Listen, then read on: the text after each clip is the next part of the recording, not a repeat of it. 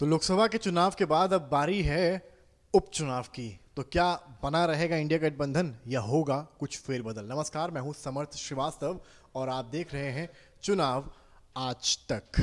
India गठबंधन लोकसभा चुनाव में पूरी तरीके से एक साथ रहा और जो नतीजे निकले उन नतीजों ने दिखा दिया कि एकता रहेगी तो शायद किसी भी किले को ध्वस्त किया जा सकता है या जहां कुछ भी ना हो वहां किला खड़ा किया जा सकता है। लेकिन क्या ये गठबंधन आने वाले उपचुनावों में भी बना रहेगा, ये एक बड़ा सवाल है।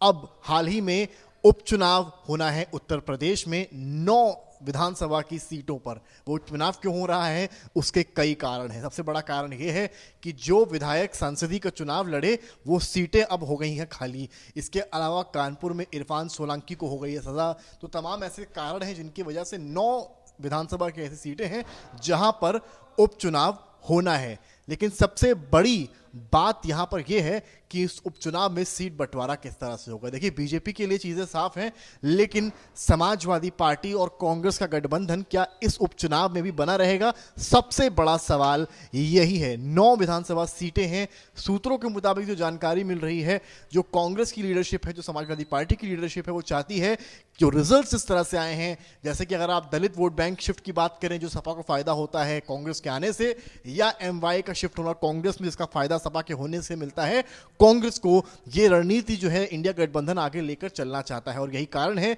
कि सूत्रों के मुताबिक जानकारी ये मिल रही है कि समाजवादी पार्टी 1 से 2 सीटें कांग्रेस पार्टी को दे सकती है, जिसमें प्रमुखता से गाजियाबाद सीट का और जो इरफान सोलंकी की कानपुर की सीट है उसका जिक्र सामने आ रहा है। हालांकि इसका अभी आधिकारिक घोषणा इस बात की नहीं है, लेकिन कांग्रेस के नेता भी यह बात मान रहे हैं कि उपचुनाव में दोनों ही दल एक साथ रहेंगे। हालांकि राज्य स्तर पर अगर आप देखें तो कांग्रेस का बहुत अस्तित्व नहीं है, लेकिन जिस तरह से पार्टी इस बार 6 सीटें लोकसभा की लाई है तो उम्मीदें जरूर बढ़ गई हैं कि अगर नव निर्माण करना है या यूं कहें पुनर्स्थापित पार्टी को यूपी में करना है तो इससे बेहतर मौका शायद कांग्रेस पार्टी को नहीं मिलेगा। तो वहीं समाजवादी पार्टी का जो वोट शिफ्ट समाजवादी पार्टी को मिला है फायदा, जो दलित और नॉन यादव ओबीसी का है, शायद सपा अब उस वोट बैंक को खफा नहीं करना चाहती है।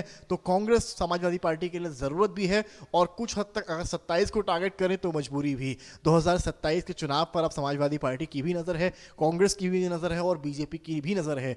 बीजेपी एक तरफ नुकसान क्यों हुआ इसका आकलन करने में जुटी है, रिपोर्ट्स निकालने में जुटी है, तो वहीं समाजवादी पार्टी ने बूथ लेवल पर तैयारियां अभी से शुरू कर दी हैं। कौन कैंडिडेट कहां से मुफीद हो सकता है उसकी तैयारियां भी अखिलेश यादव शुरू कर चुके हैं। तो वहीं कांग्रेस पार्टी कितनी सीटें इस बार 27 के चुनाव में मांगेगी, इसकी रूपरेखा भी अंदर ही अंदर तैयार कर रही है। लेकिन सबसे पहली जो परीक्षा निकट है वो उपचुनावों की है। 9 विधानसभा सीटें, अगर आप लोकसभा के परफॉर्मेंस के बेस पर बात करें तो इन 9 विधानसभा सीटों में 5 से 6 ऐसी सीटें थीं जहां पर इंडिया गठबंधन का परफॉर्मेंस बीजेपी से बेहतर था। तो कहीं ना कहीं मानसिक तौर पर कहें तो इंडिया गठबंधन के लिए एक एज उन सीट्स पर है, लेकिन कहीं ना कहीं जो कैंडिडेचर है वो बेहद अहम होगा। उसके साथ ही साथ दो अग्निवीर में चेंजेस किए गए हैं, जो कई प्रमुख कारण थे, जैसे मुख्यमंत्री ने तीव्रता दिखाई है, कई स्कीम्स को जल्दी से जल्दी लागू करने की बात कही है।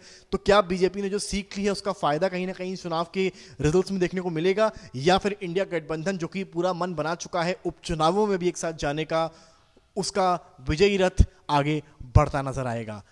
कैमरामैन रोहित के साथ समर्थ श्रीवास्तव, लखनऊ चुनाव आज तक।